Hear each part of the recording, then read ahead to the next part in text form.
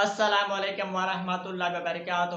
آج کا ٹاپک ہے قبرستان میں جا کر دعا کرنا کیسا ہے اسلام کے پوائنٹ آف ویو سے۔ چلتے ہیں بیان کی طرف، سنتے ہیں محمد علی مرزا اور کا قبر اس پوائنٹ آف پہ ویو آپ سے ہاتھ کیا اٹھا کے بھی دعا کر سکتے ہیں۔ صحیح مسلم میں اوپر تلے کئی احادیث ہیں کہ نبی علیہ السلام اکثر بقیع غرقد رات کے وقت چلے جاتے تھے اور ہاتھ اٹھا کے ان کے لیے دعائیں مغفرت کرتے تھے۔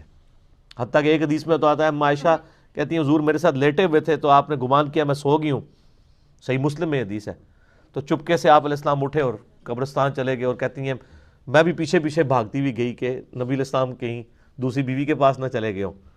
تو میں نے جب دور سے دیکھا تو آپ علیہ السلام یوں ہاتھ اٹھا کے دعا کر رہے تھے، 3 دفعہ آپ نے ہاتھ اٹھائے اور پھر نیچے کیے، اور تو کہتی ہیں کہ میں بھاگتی بھاگتی دوبارہ آئی، اپنے بسترے پہ لیٹ گئی تاکہ آپ کو یہ پتہ نہ چلے کہ میں نے جو ہے وہ آپ کی جاسوسی کی ہے۔ تو کہتی ہیں لیکن میں ظاہر ہے چونکہ بھاگتی بھی آئی تھی تو میرا پیٹ پھولا ہوا تھا، سانس پھولا ہوا تھا۔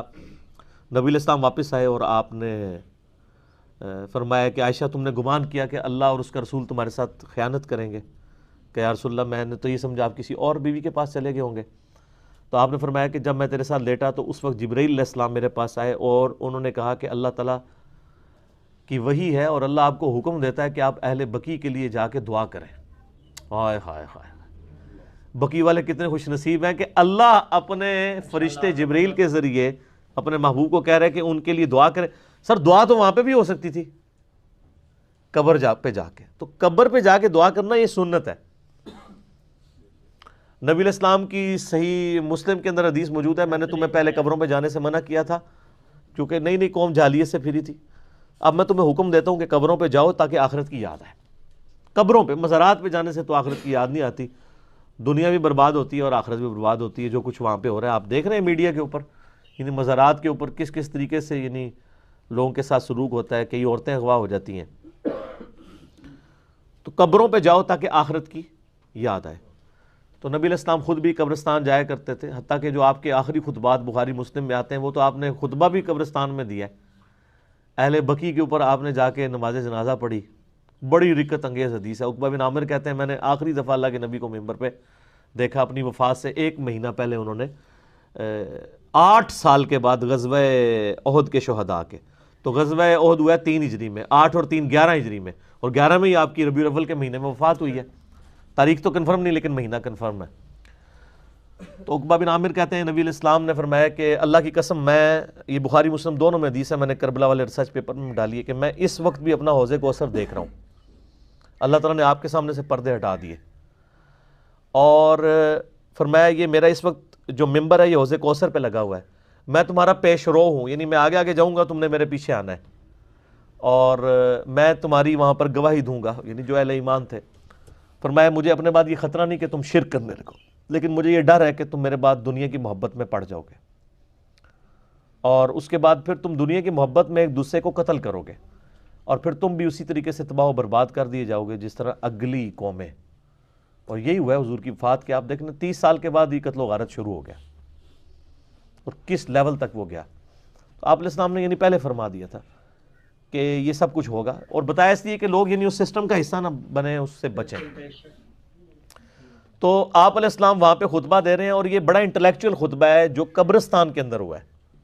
تو وہاں پہ بھی آپ علیہ السلام نے ان پہ جنازے کی نماز پڑھی، تو اس سے یہ پتہ چلا کہ آپ قبرستان جا کے دوبارہ سے جنازہ بھی پڑھ سکتے ہیں۔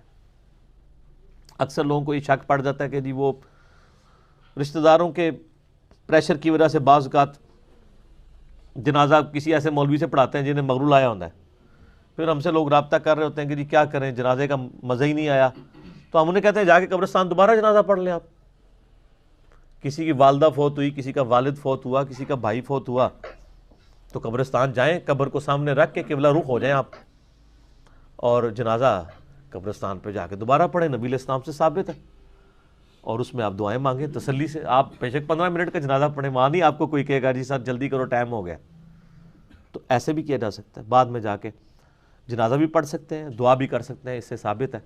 حتیٰ کہ بخاری مسلم دونوں میں حدیث ہے بڑی رکت انگیز کہ ایک عورت تھی جو مسجد نبوی کی صفائی کیا کرتی تھی، حبشی عورت تھی۔ ایک دن، 2 دن، 3 دن گزرے، آپ نے فرمایا 2-3 دن سے مجھے نظر نہیں آ رہی صفائی کرتے ہوئے۔ صحابہ نے کہا یا رسول تو فوت ہو گئی ہے۔